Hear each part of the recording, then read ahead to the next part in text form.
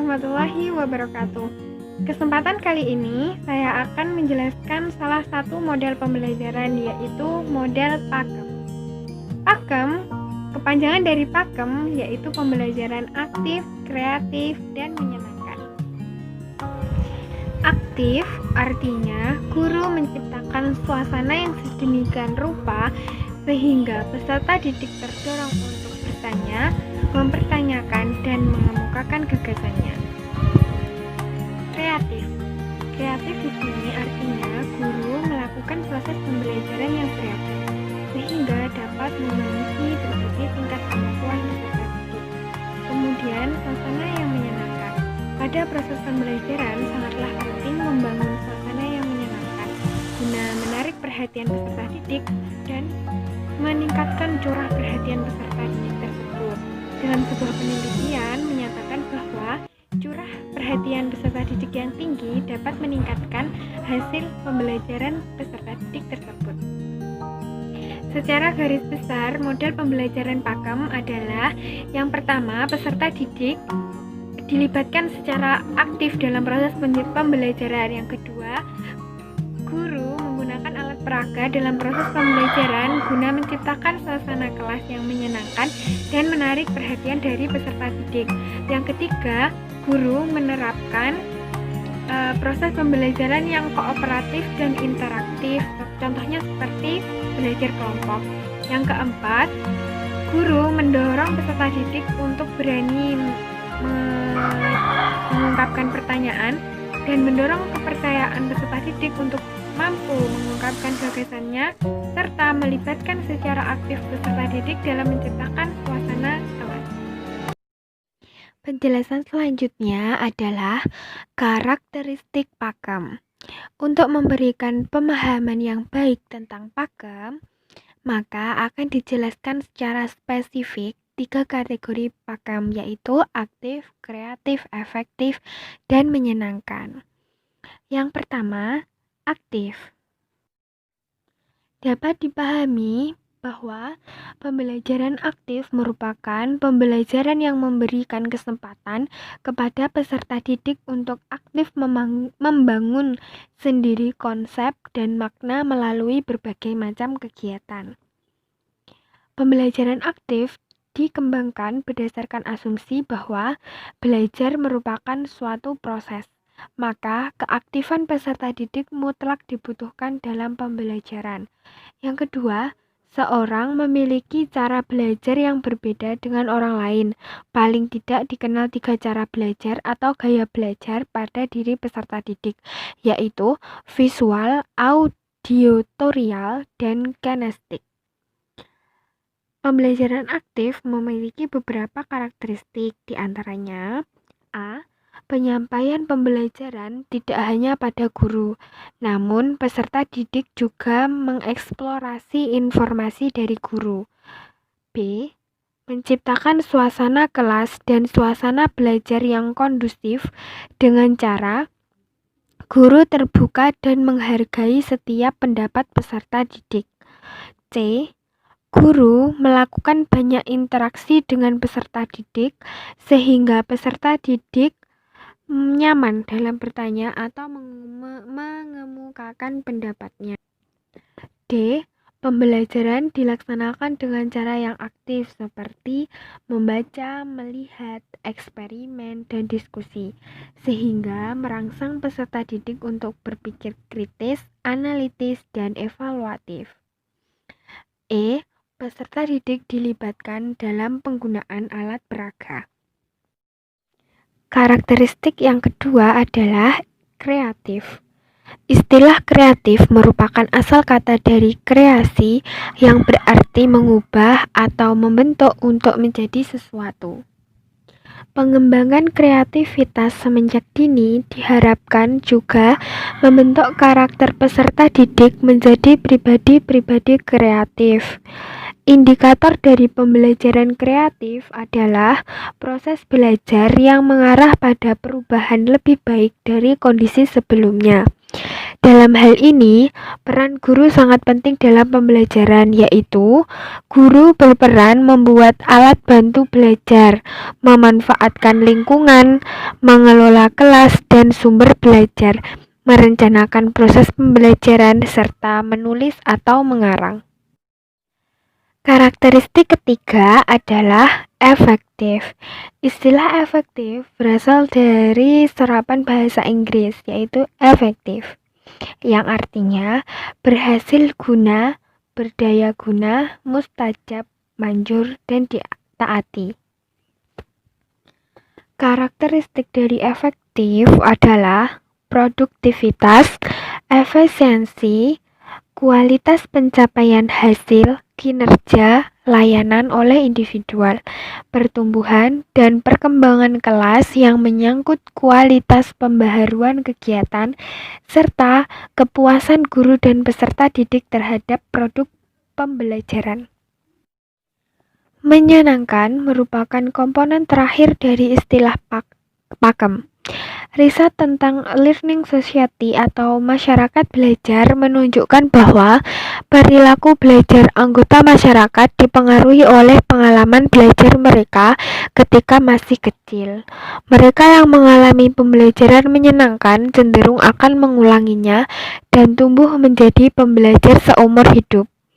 Sedangkan mereka yang mengalami suasana pembelajaran yang buruk dan guru-guru yang galak cenderung tidak melanjutkan proses belajar. Berkaitan dengan hal ini, pembelajaran perlu dikondisikan sedemikian rupa sehingga peserta didik belajar dengan asik atau menyenangkan. Waktu yang diluangkan oleh peserta didik di bangku belajar juga terbilang panjang. Dalam kurun waktu tersebut, diharapkan peserta didik tidak merasa terpenjara atau mereka menganggap sekolah sebagai penjara yang penuh dengan siksaan-siksaan psikologis, karena dampaknya tentu tidak baik bagi perkembangan anak. Seyogyanya, peserta didik bisa menghabiskan waktu sekolahnya dengan senang hati, enjoy, dan menikmati berbagai pengalaman belajarnya. Untuk itulah, guru perlu menciptakan suasana fisik dan psikologis sedemikian rupa sehingga peserta didik kerasan di sekolah. Pendek kata, peserta didik juga berhak menikmati masa-masa sekolahnya dengan senang hati. Penerapan pakem. Untuk mewujudkan penerapan pakem di sekolah, maka perlu memperhatikan beberapa hal sebagai berikut. Yang pertama, menciptakan pembelajaran aktif dengan guru bersahabat dan bersikap terbuka. Contohnya, akrab, murah senyum, menyapa nama, dan menepuk pundak adalah beberapa teknik untuk menunjukkan bahwa guru bersahabat dengan peserta didik. Guru mengajukan pertanyaan yang mengundang banyak jawaban peserta didik. Misalnya, guru dapat membawa sesuatu yang ditaruh dalam kotak. Lalu peserta didik diminta menduga apa yang dibawa oleh guru tersebut.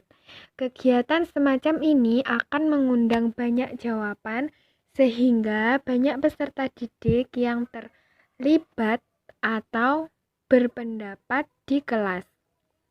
Guru merespon dan menghargai semua jawaban peserta didik. Setiap jawaban peserta didik diberikan reward oleh guru, seperti berupa ucapan, acungan jempol, atau tepukan pundak. Guru membantu peserta didik menyelesaikan tugas. Terkadang ada beberapa peserta didik atau kelompok yang mengalami kesulitan dalam menyelesaikan tugas-tugasnya.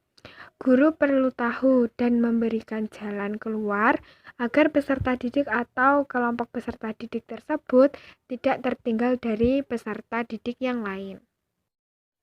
Menciptakan pembelajaran kreatif.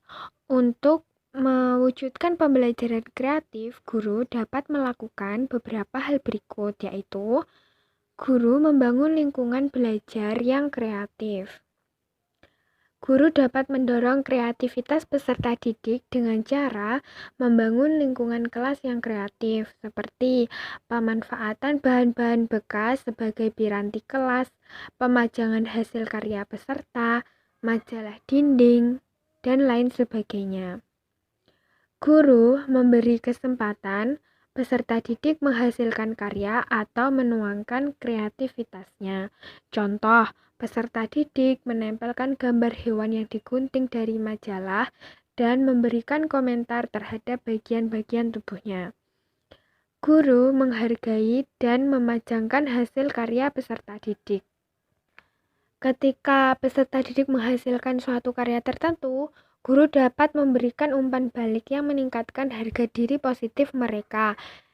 Contohnya, memberikan komentar yang positif, menanyakan bagaimana prosesnya dalam membuat hasil karya tersebut, atau memajang hasil karya siswa, merupakan salah satu bentuk penghargaan terhadap hasil karya peserta didik. Menciptakan pembelajaran efektif. Pembelajaran efektif dapat terbentuk apabila guru memberikan tugas dengan jelas. Artinya, guru hanya memberikan tugas tentang sesuatu yang memang sudah dipahami oleh peserta didik. Pemberian tugas tersebut hendaknya juga sesuai dengan bab-bab atau berurutan dengan bab-bab yang telah dipelajari. Guru memperhatikan waktu. Setiap kali guru memberikan tugas, misalnya tugas untuk bereksplorasi atau tugas diskusi, guru perlu menentukan batas waktu atau memberikan deadline pada setiap tugas. Selain itu, guru juga harus senantiasa mengingatkan peserta didik bahwa batas waktu tugas akan selesai atau batas waktu tugas telah selesai. Guru memanfaatkan sumber belajar dan media belajar yang tepat. Contohnya adalah penggunaan alat peraga. Alat peraga dapat meningkatkan pemahaman peserta didik karena mereka dilibatkan secara langsung pada pengalaman nyata, bukan sekedar verbalistik. Oleh karenanya, guru haruslah cermat dan kreatif dalam memanfaatkan sumber belajar, media belajar yang khususnya terdapat di sekitar sekolah. Guru mengakomodasi gaya belajar peserta didik ketika presentasi. Ketika guru mengarahkan atau menjelaskan suatu kepada peserta didik, guru hendaknya mengingatkan bahwa peserta didik memiliki kecenderungan gaya belajar yang berbeda-beda, yakni tipe visual, tipe auditif, dan tipe kinestis. Karenanya, penting bagi guru untuk memberikan pengalaman belajar yang berimbang dan melibatkan gaya belajar di semua tipe. Penggunaan metode ceramah saja misalnya akan merugikan peserta didik yang memiliki gaya belajar visual dan kinestis. Guru mengelola kelas dengan baik. Pengelolaan kelas juga menjadi unsur yang berpengaruh dalam mencapai efektivitas pembelajaran. Dalam kelas yang dikelola dengan baik, perilaku peserta didik akan terkendali karena kesadaran peserta didik tersebut telah adanya aturan internal atau kesepakatan yang telah mereka buat bersama. Jadi, peserta didik tertib mengikuti jalannya proses pembelajaran. Yang terakhir adalah menciptakan pembelajaran menyenangkan. Pembelajaran yang menyenangkan dapat terwujud apabila 1. Guru tampil semangat dan antusias. Penampilan guru merupakan faktor utama dalam menentukan suasana kelas. Guru yang semangat, ramah, bersahabat akan memberikan rasa aman bagi peserta didik. Guru menciptakan suasana pembelajaran yang kondusif. Indikator suasana belajar yang kondusif adalah jaminan rasa aman secara psikologis. Suasana kondusif dapat diciptakan melalui komentar positif guru, komentar toleran terhadap pendapat yang kurang tepat. Guru memanfaatkan energizer dan humor. Proses pembelajaran seringkali membuat peserta didik jenuh ataupun bosan. Di saat inilah guru dapat menampilkan game atau icebreaker seperti menyelipkan humor di sela-sela pembelajaran. Sekian video dari saya. Semoga menambah wawasan teman-teman semua. Jangan lupa like, komen, share, dan subscribe.